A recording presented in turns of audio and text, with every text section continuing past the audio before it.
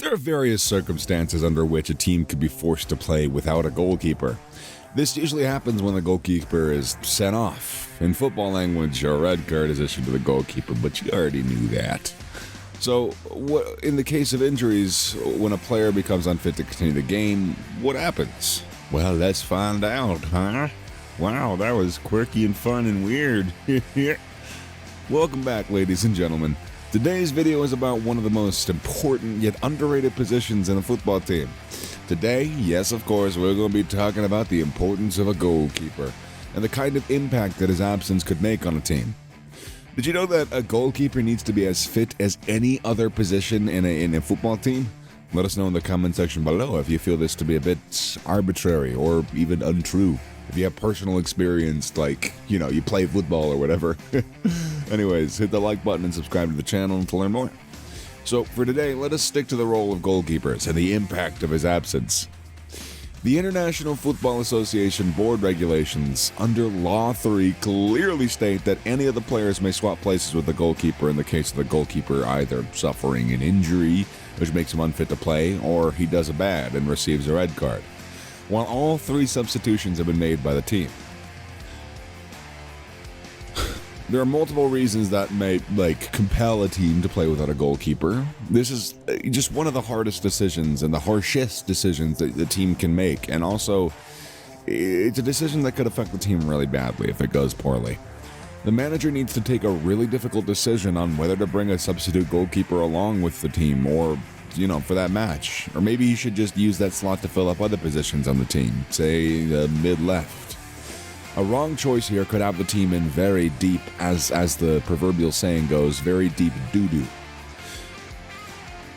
Suppose the manager decides not to bring an additional goalkeeper as a substitute.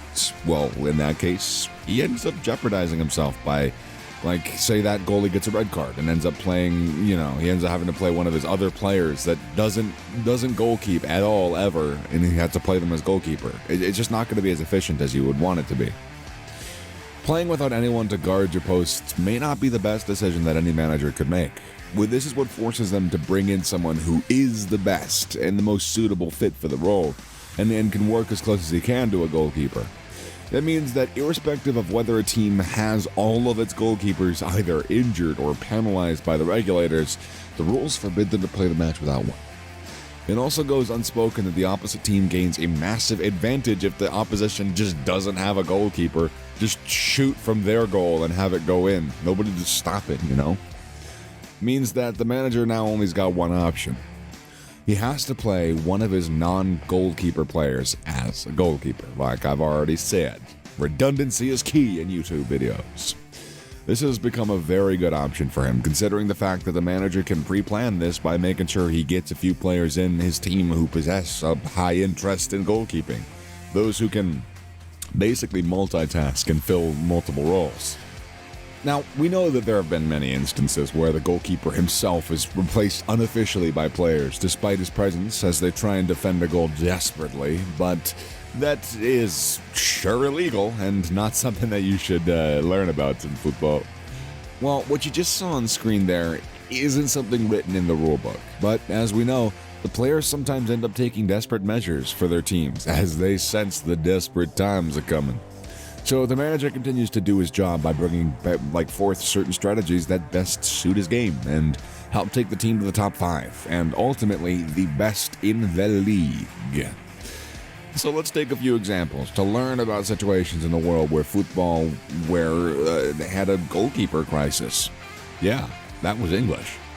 The first incident we have for you is during the 1995 Women's World Cup.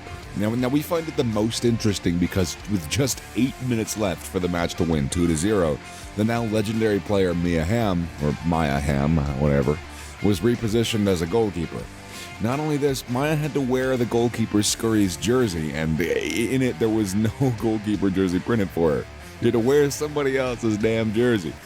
The result of this was that Scurry was around 40 pounds heavier than her, which led Hammy to look like a girl wearing a pretty messy, oversized t-shirt of her mom's or her older sister's.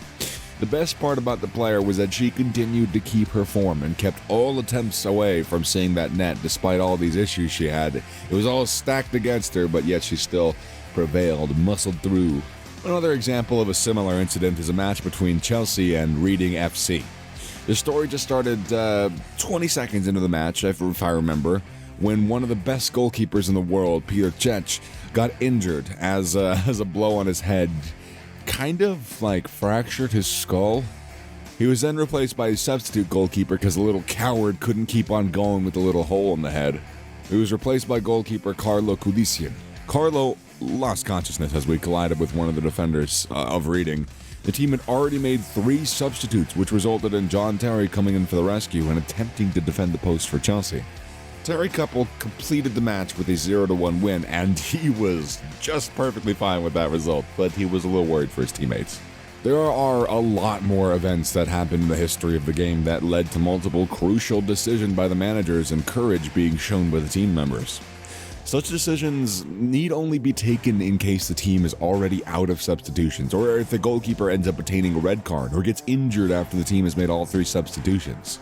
So, as this happens, an outfield player comes in to save the day, or to ruin it, as the training may have been, but a lot of it can be controlled with strategic placement, team selection, exactly for which a reputed, skilled, and visionary manager, that's why they're a necessity for the team, my dudes and dudettes and dudebliblibushk. A player who now has to act like a goalkeeper is called a stand-in goalkeeper. Honorary goalkeeper, some might say, i.e. me. Meaning thereby that he'll now be expected to play in line with all restrictions that a goalkeeper has, along with the position's immunities. One other example we saw was a similar incident when Kane had to fill for Hugo Lloris in the 2014 Europa League match. This happened in the 87th minute, when there was very little time for them to hold on without a professional goalkeeper. Unfortunately, Kane ended up conceding a penalty, which is something that even professional goalkeepers concede, and it wasn't a great mistake on his part, considering the fact that Kane wasn't, professionally trained to be a goalkeeper, and the fact that the goal was conceding during the penalties.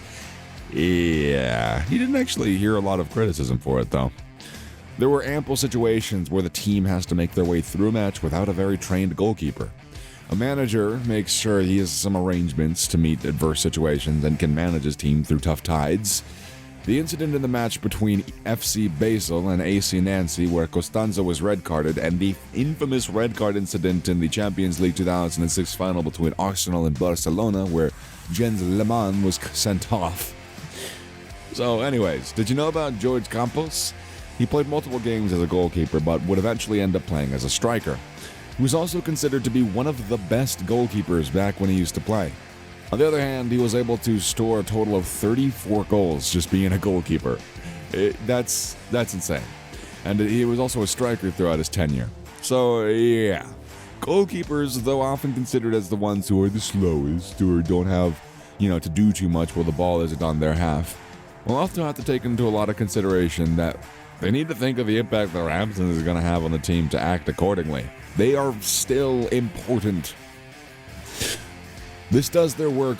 This makes it all the more precious, we'll say, and integral to the game of football. Boring as it might be when they're on the other side of the field or whatever, and you just gotta sit there because you're goalie. You're doing God's work. Absolutely. And also they get to oversee the game at all times. It's part of the reason why the goalkeepers are made captains of the team frequently. Their job naturally involves suggesting to the defenders the positions that they have to hold and warning them of the presence of their enemies. Their enemies. See, with such a huge number of responsibilities, it becomes important for them to ensure that the goalkeeper is A, trained enough to handle the entire team, and B, it's also the post with almost the same resources as any other player on the pitch. This position, therefore, involves a lot of mental skills, other than just the physical skill of being agile, active, swift, good reaction time, all that stuff. Being faster than my brain clearly is. Soft skills such as being conscious of their surroundings, spontaneous and observant are just a few of the underrated skills that a goalkeeper has to have. So, that was about it for today, but don't click off quite yet because I got more begging to do for you. Please, pretty please, make sure you hit that like button, subscribe to this channel, and also let us know your thoughts on this video. Just a poor boy, just a poor English boy, just need one like to feed me for the day. don't you want me to eat? I want a nice ham and cheese sandwich. Well, with your like and subscribe, I can eat. Please. Wow, that was the longest bit I've ever done on this channel. See you guys.